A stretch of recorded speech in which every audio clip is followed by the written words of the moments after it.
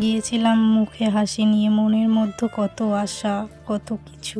হঠাৎ যেন এক মুহূর্তের মধ্যে সব ওলটপালট হয়ে গেল। মনে হলো যেন আর জীবনটা রইল না। অনেক কষ্ট করে জীবন ফিরিয়ে নিয়ে আসা, তো শেষ পর্যন্ত দেখলেই বুঝতে পারবে যে সেদিন আমাদের সঙ্গে কি ঘটেছিল। Hey guys, welcome back to my channel Moumita blog. আশা করছি তোমরা সকলে ভালো আছো, আর আমিও অনেক অনেক অনেক ভালো আছি। তো আজকের ভিডিওটা না টেনে পুরোটা দেখতে থাকো, কারণ আজকের ভিডিওটা হতে চলেছে খুবই ইন্টারেস্টিং ভিডিও। তো চলো দেখতে থাকো। তারপর সকালে সকাল সকাল রেডি হয়ে বেরিয়ে পড়লাম। জানি তোমরা এখন ভাবছো আমরা সকালে রেডি হয়ে কোথায় যাচ্ছি। আমরা যাচ্ছিলাম মরার উদ্দেশ্যে। আরে না না, আমরা যাচ্ছিলাম দীঘাতে। তো মরার উদ্দেশ্যে বললাম, তার পেছনেও একটা কারণ ছিল। পুরো ব্লগটা দেখলে তোমরা বুঝতে পারবে। এখানে দেখো সকলে লাগেজ নিয়ে বেরিয়ে পড়েছে, আর আমরা কিন্তু যাচ্ছিলাম পিসি বাড়ি থেকে। পিসি বাড়ি থেকে দীঘা খুবই কাছে, তাই আমরা আগের দিন এসে পিসি বাড়ি ছিলাম। A few moments later.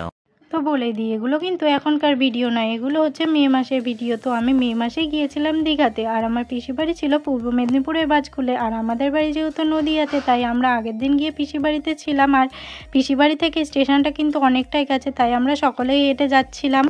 আর পূর্ব মেদিনীপুরের বাজকুল এই জায়গাটা কে কে চেনো অবশ্যই আমাকে জানিও তো। আর পেছনে দেখো আমরা কতজন মিলে যাচ্ছিলাম দীঘাতে, তোমরা হয়তো দেখে বুঝতেই পেরেছো। আর এখানে এটা হলো আমার ভাই, মানে আমার পিসির ছেলে। দেখো কতটা আমরা বেরোনোর সময় হ্যাপি ছিলাম। তো এখানে দেখো আমার জিজু হাই করে দিচ্ছিল, বেরোনোর সময় হ্যাপি ছিলাম। তো তখন বুঝতেই পারিনি যে এরকম একটা বিপদ ঘটবে আমাদের সঙ্গে। তো দেখো এখানে আমরা স্টেশন রোডে পৌঁছে গেছি। ওই যে স্টেশন দেখা যাচ্ছে, দেখো স্টেশনের যে মেন রাস্তাটা সেটা দিয়ে কিন্তু আমরা যাইনি, এটা দিয়ে শর্টকাট হয়, তাই আমরা এখান দিয়েই যাচ্ছিলাম। তো দেখো আমরা স্টেশনে পৌঁছে গেছি, আর স্টেশনটার নাম ছিল হলো দেশপ্রাণ।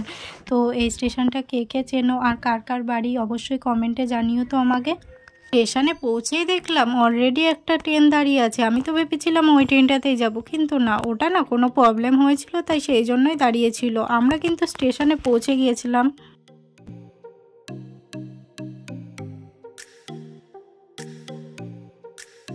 আমরা কিন্তু সময়ের অনেকটা আগে স্টেশনে চলে এসেছিলাম। জানি না কেন ট্রেনটা না আমাদের অনেকটা আগেই আসার কথা ছিল, কিন্তু এসেছে অনেক পরে, তাই আমাদের অনেকক্ষণ ওয়েট করতে হয়েছে স্টেশনে। তো যাই হোক, স্টেশনের ভিউটা কিন্তু জাস্ট অসাধারণ ছিল। আমার কিন্তু স্টেশনটা খুব ভালো লেগেছিল।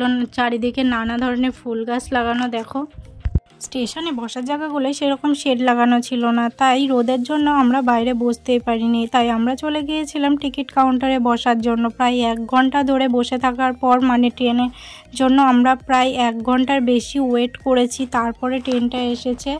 তো অনেকটাই লেট ছিল সেদিন ট্রেন।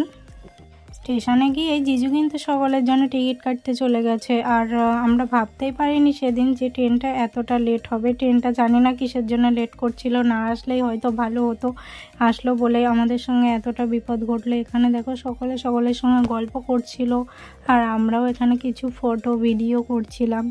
পরে অনেকক্ষণ পর খবর পেলাম যে ট্রেন আসছে। তো এখানে স্টেশনের ভিড়টা দেখো, আর আমাদের না এখানে আলাদা আলাদা করে দেওয়া হয়েছিল ছেলেদের আর মেয়েদের। তারপরে ট্রেনে উঠে আমি আর কোনো ভিডিও নিতে পারিনি, কারণ অনেকটাই ট্রেনে ভিড় ছিল তাই।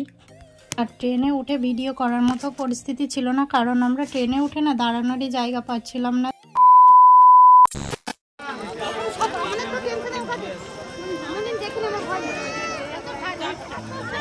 তো এই হলো সেই বিপদ, যেই বিপদের কথা আমি প্রথম থেকে তোমাদের বলে আসছি। তো এখনও ভাবলেই গায়ের মধ্যে শিউরে উঠছে সেই দিনটার কথা, সেই মুহূর্তটার কথা।